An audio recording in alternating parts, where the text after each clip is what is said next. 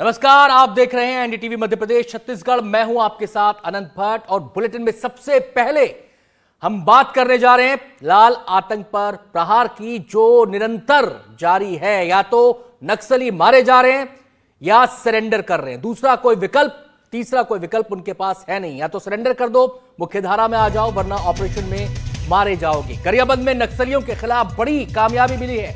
8 लाख की इनामी नक्सली ने आत्मसमर्पण कर दिया है। नगरीय एरिया कमेटी सचिव महिला माओवादी का सरेंडर हुआ है। महिला माओवादी ने पुलिस के सामने हथियार डाले और सरकार की पुनर्वास नीति स्वीकार की, आत्मसमर्पण किया।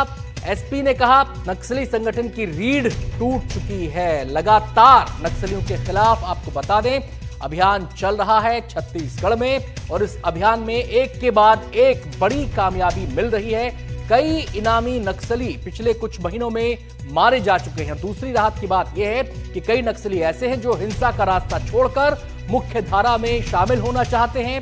सरकार ने उनके लिए जो पुनर्वास योजना सामने रखी है उसको वो एक्सेप्ट कर रहे हैं, और उन्हीं में से ये महिला नक्सली भी है, माओवादी है, जिसने पुनर्वास योजना को स्वीकार किया और मुख्य धारा में आने का फैसला किया।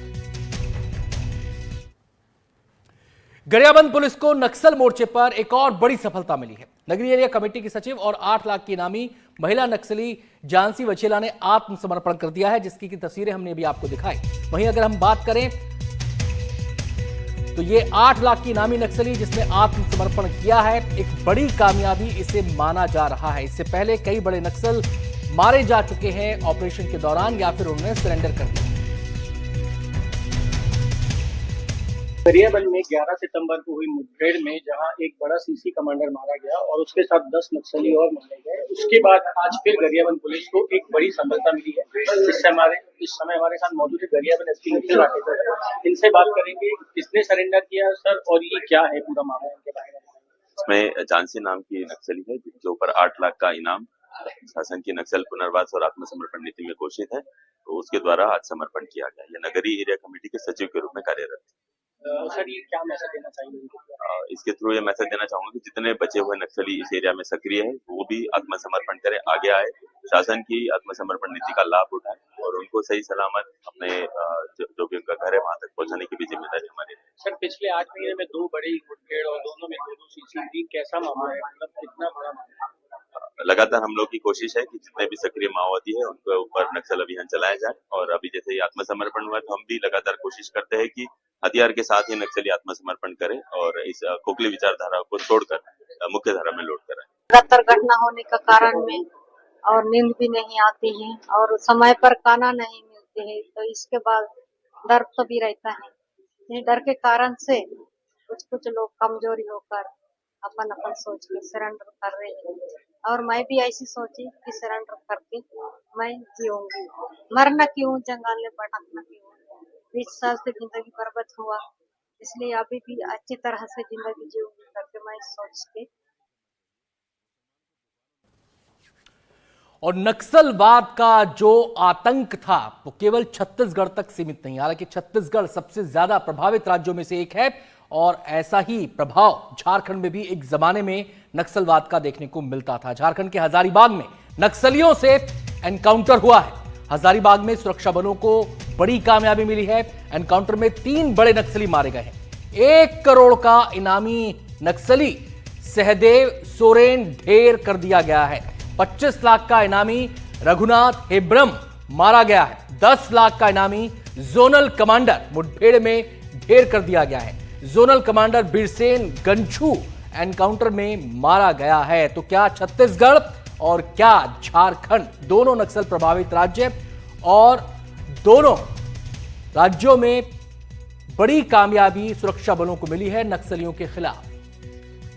हम सीधे रुख करेंगे, हमारे सहयोगी संवाददाता हिमांशु हमारे साथ जुड़ गए हैं और जानकारी देने के लिए। हिमांशु, सबसे पहले तो इस ऑपरेशन की डिटेल्स बताएं, कैसे इनके बारे में जानकारी मिली, फिर कैसे इनको घेरा गया और कैसे ये पूरा ऑपरेशन अंजाम दिया गया। जी देखिए, मैं बता दूं आनंद आपको, सबसे पहले जो लोकल जो नक्सली पकड़ाए हैं, जो नक्सलियों ने सरेंडर किया है, उनके इनपुट के आधार पर जो इनको जानकारी मिलती है उसके आधार पर ही सर्चिंग ऑपरेशन चलाया जाता है, और उसके बाद जब सर्चिंग ऑपरेशन चलाया जाता है, सही लोकेशन पे सुरक्षा बल पहुंचती है तो उनकी मुठभेड़ होती है नक्सलियों के साथ। यही हुआ झारखंड के हजारीबाग में भी, जहां 1 करोड़ का सीसी मेंबर है जो प्रवेश, वो मारा गया और उसके साथ 2 अन्य नक्सली मारे गए और पुलिस को 3 हथियार भी बरामद हुए। जैसे कि गरियाबंद में भी हुआ, अभी 10 से लेकर 12 तारीख तक लगातार 3 मुठभेड़ चली, 3 दिन मुठभेड़, इसमें एक सीसी मेंबर भी मारा गया और इसके साथ साथ 9 और नक्सली मारे गए। तो जो नक्सलियों जिन्होंने सरेंडर किया है उनके भी इनपुट मिलते हैं और पुलिस को और सुरक्षा बलों के अपने भी जो सोर्सेस रहते हैं उनसे इनपुट के आधार पर लगातार इनकी मुठभेड़ हो रही है। आज 8 लाख की एक इनामी नक्सली है, नक्सली एरिया की सचिव है, जो 20 साल से लगातार नक्सल मोर्चे पर सक्रिय थी, उसने भी आज इसी दबाव और बढ़ते प्रेशर के चलते आज सरेंडर किया है। एनडीटीवी की टीम ने जब उसके साथ बात की तो उन्होंने बताया कि किस तरह के जंगल में अभी हालात हो गए कि कई कई दिन तक उन्हें पैदल घूमना पड़ता है, खाना नहीं मिलता है, पानी नहीं मिलता, दबाव इतना अधिक बन गया है कि अब उनके पास सरेंडर करने के अलावा कोई चारा नहीं है। और गरियाबंद में अपन माने तो पिछले 9 महीने में लगभग 28 नक्सलियों को सुरक्षा बलों ने मार गिराया और 27 नक्सलियों ने सरेंडर कर दिया है। तो पूरी तरह से गरियाबंद क्षेत्र के आसपास के जितने बड़े कैडर के नक्सली हैं वो लगभग मारे जा चुके हैं। जी आप हिमांशु, आपसे ये जानना चाहेंगे, जिस महिला माओवादी ने सरेंडर किया, 8 लाख का इनाम उस पर था, ये कब इन नक्सलियों के चंगुल में आई, नक्सलियों का साथ इसने देना शुरू किया और फिर इसने क्यों मन बनाया कि ये सरेंडर कर दे, और ये कितनी इंपॉर्टेंट कड़ी है इस पूरे नक्सली संगठन के लिए जिसने सरेंडर कर दिया है? ये देखिए, हमने झांसी से बात की, झांसी नाम है उसने बताया कि लगभग 20 साल से वो नक्सल संगठन से जुड़ी हुई है। और मैं आपको बता दूं, जनवरी में जो मुठभेड़ हुई थी जिसमें सीसी मेंबर 1 करोड़ का इनामी था, जो चलपति मारा गया था, उसी के साथ इसका पति था सत्यम गावड़े भी इस मुठभेड़ में मारा गया था, जो कि झांसी का पति है। उसके बाद से झांसी ने बताया कि लगातार उसका मन हो रहा था सरेंडर करने के लिए और वो लगातार सरेंडर करने का प्रयास भी कर रही थी, मगर जो बड़े लीडर हैं और जो बड़े नेता हैं नक्सलियों के, उनके द्वारा सरेंडर नहीं करने दिया जा रहा था और प्रेशर बनाया जा रहा था। इसके अलावा उनके ग्रुप में भी एक राजनीति होती है। उन्होंने बताया कि 20 साल से वो लगातार नक्सल संगठन में है, लेकिन उनका प्रमोशन नहीं हो रहा था। हालांकि वो अभी सबसे बड़ी लीडर है, लेकिन उन्होंने जिनको ज्वाइन कराया वो आज उनसे भी बड़े पद में बैठे हैं। तो कहीं ना कहीं नक्सली के ग्रुप में भी राजनीति होती है, जिससे वो क्षुब्ध थी और उनके पति के मारे जाने के बाद उन्होंने सरेंडर करने का मन बनाया था। बहुत बहुत शुक्रिया आपका हिमांशु, इस पूरी जानकारी के लिए।